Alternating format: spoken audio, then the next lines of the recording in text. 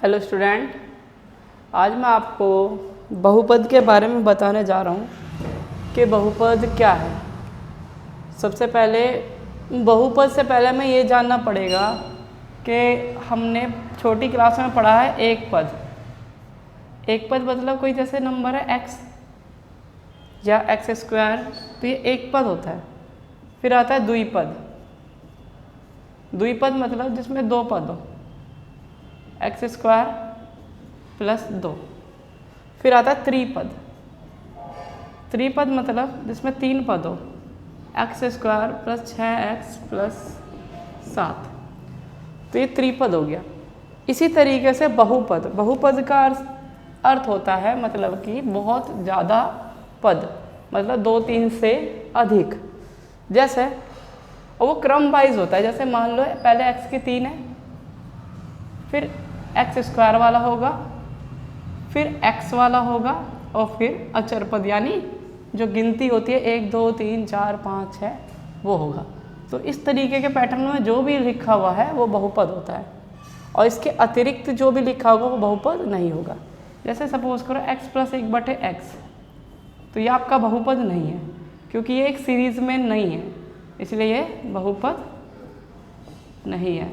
बहुपद मतलब पहले सबसे बड़ी घात, फिर से छोटी घात, उससे छोटी घात, फिर अचर पद, उसे ही हम बहुपद कहते हैं। जैसे इस क्रम में हो तो ही वह बहुपद, अगर इस क्रम में नहीं है या उसके हर में कुछ आ रहा है तो बहुपद हमारा नहीं कहलाएगा। बहुपद का अर्थ यह है कि हर नहीं होना चाहिए। अब शून्य कैसे ज्ञात करते हैं। बहुपद तो आपको समझ में आ गया होगा। अब इसमें आपकी एक्सरसाइज 2A में क्वेश्चन नंबर 3 है कि शून्य ज्ञात करो।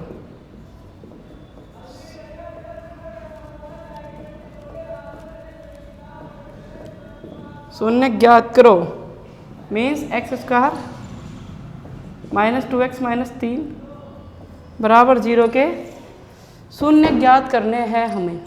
तो शून्य कैसे ज्ञात होता है, बहुत इजीली बताने जा रहा हूँ मैं। सबसे पहले फैक्टर कर दो।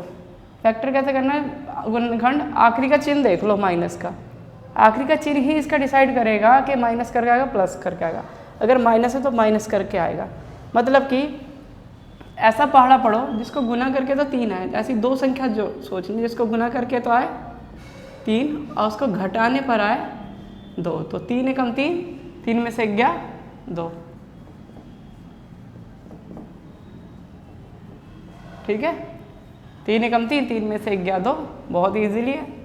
एक्स स्क्वायर माइनस की 3 में लेके माइनस का 3x, minus plus minus minus plus 1 लिखते नहीं इसलिए x लिख दिया, -3 बराबर 0।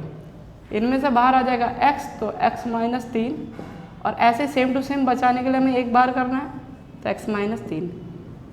x माइनस 3 दोनों में है, इसको एक बार लिख लो, मतलब कॉमन कर लो। यहाँ से बच गया आपका x, यहाँ से बच गया +1 बराबर 0। शून्य मतलब शून्य को बराबर में रख के इसको सॉल्व करना है। x माइनस 3 बराबर 0, x बराबर माइनस का 3 उधर जाके प्लस का 3 हो गया। ऐसे x प्लस 1 बराबर 0, ये प्लस का 1 वहाँ जाके माइनस का 1 हो गया। इस तरीके से आप शून्य ज्ञात कर लोगे। जहाँ भी शून्य होगा आपको ऐसे ही ज्ञात करना है। नेक्स्ट क्वेश्चन है बच्चों, नेक्स्ट जो है आपका ये फॉर्मूला है शून्यकों का योग या मूलों का योग। शून्य का मूल एक ही होता है, अल्फा प्लस बीटा बराबर -b/a। इस समीकरण के अनुसार -b/a या फिर x का माइनस एक्स का गुणांक बटे एक्स स्क्वायर का गुणांक। आप कैसे याद करो, मेरे हिसाब से आप इस तरीके से याद रखना बस। शून्यकों का योग बराबर -b/a और शून्यकों का गुणनफल c/a। ये फॉर्मूला होता है। c मतलब अचर पद जो गिनती वाला होता है उसे अचर पद कहते हैं, और a मतलब जो एक्स स्क्वायर के साथ गुना में होता है। तो शून्यकों का योग और शून्यकों का गुणनफल इस तरीके से ज्ञात करते हैं।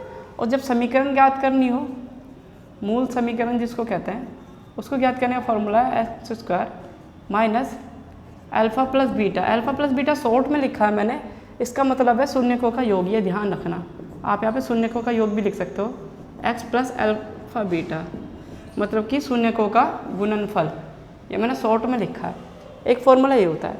इस फॉर्मूले से बहुत ही ज़्यादा इम्पोर्टेंट क्वेश्चन बनते हैं, तो आप इसको ध्यान रखेंगे।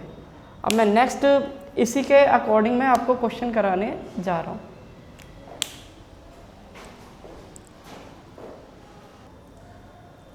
स्टूडेंट, बोला गया है यदि अल्फा बीटा समीकरण x square plus 6x plus 2 के शून्यक हैं तो 1/α प्लस 1/बीटा इज इक्वल टू कितना। तो सबसे पहले हमें शून्यक जहाँ भी दिया है, पहले अल्फा बीटा इसके शून्यकों का योग और गुणनफल निकाल लो।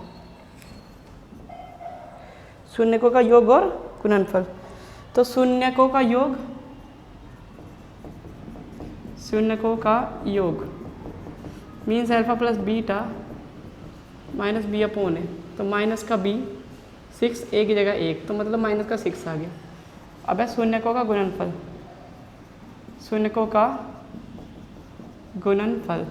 तो गुणनफल कितना होता है भाई, सी अपॉन है, तो सी है 2/1 ही मतलब कि 2। भाई गुणनफल और योगफल तो आ गया हमारा, योगफल और गुणनफल आ गया, अब उसकी वैल्यू निकालनी है। तो इसको पहले सॉल्व कर लो, बहुत इजी है भाई। सॉरी, इसकी मल्टीप्लाई इधर, इसकी मल्टीप्लाई इधर, इसकी मल्टीप्लाई आपस में, तो मतलब बीटा प्लस अल्फा या अल्फा प्लस बीटा बात एक ही होती है, क्योंकि 2 और 1 3 होते हैं, 1 और 2 भी 3 ही होते हैं, तो ऐसे कंफ्यूज होने की ज़रूरत नहीं है। तो इसका वैल्यू कितना है, माइनस का 6, इसका वैल्यू कितना है 2, तो 2 तिया 6, तो माइनस का 3 जो है इसका आंसर हो जाएगा। ठीक है, तो आपका इसका वैल्यू कितना आ जाएगा, माइनस का 3। इस तरीके से इस क्वेश्चन को आप सॉल्व करेंगे। नेक्स्ट क्वेश्चन है,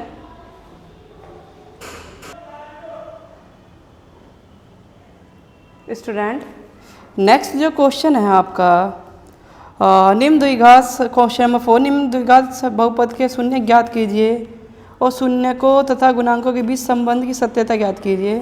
तो इसके लिए आप एग्जाम्पल नंबर 2 का अनुसरण कर सकते हो। वैसे मैंने इसका इस तरीके का ही क्वेश्चन अभी जो आपको कराया था वो इसी तरीके का था, आधा वैसे ही सॉल्व करना है। शून्यकों का योग और गुणनफल, मतलब शुरू में तो फैक्टर करना है, जैसे मैंने शुरू का क्वेश्चन कराया था, आपको गुणनखंड करना है, गुणनखंड करके शून्य ज्ञात कर देना। फिर उसके बाद आपको क्या करना है, उन्हीं शून्यकों को लेकर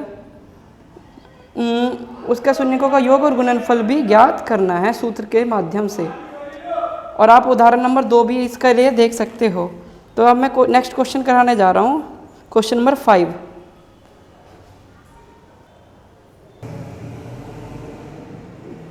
क्वेश्चन है, एक द्विघात बहुपद ज्ञात कीजिए जिसके शून्यकों का योग तथा गुणनफल क्रमशः है। योग 1/4 है, गुणनफल -1 है। मैंने अभी एक फॉर्मूला लिखा था थोड़ी देर पहले। समकोण द्विघात बहुपद ज्ञात करने का फॉर्मूला जो है x² minus alpha plus beta मतलब शून्यकों का योग, अल्फा बीटा मतलब शून्यकों का गुणनफल। तो भाई शून्यकों का योग कितना है, 1/4, x प्लस शून्यकों का गुणनफल कितना है, -1 बराबर 0। सोल्व करेंगे, x² minus 1/4 x plus minus minus बराबर 0। तो भाई 4 जिसके साथ नहीं है उसको छोड़ के सबसे गुना कर देंगे। 4x² माइनस 1x, सॉरी चाहे 1 नहीं लिखो तो भी चलेगा। कहने का मतलब ये होता है कि जिसके साथ 4 नहीं है उन सब के साथ उसकी गुना हो जाती है जब एलसीएम लेते हैं, और जिसके साथ है उसके साथ उसकी गुना नहीं करेंगे। इसके साथ कर दी, इसके साथ कर दी, इसके साथ नहीं करी, सबके बटे में 4 आ गया। अब ये गुना में है, उधर जाके भाग में पहुंच जाएगा, मतलब 0 बन जाएगा। तो आपका जो समीकरण क्या बनेगा, 4x² माइनस 4x माइनस 4 बराबर 0, क्योंकि 4 उधर गुना में होके 0 हो गया। तो ये आपका अभिष्ट समीकरण है।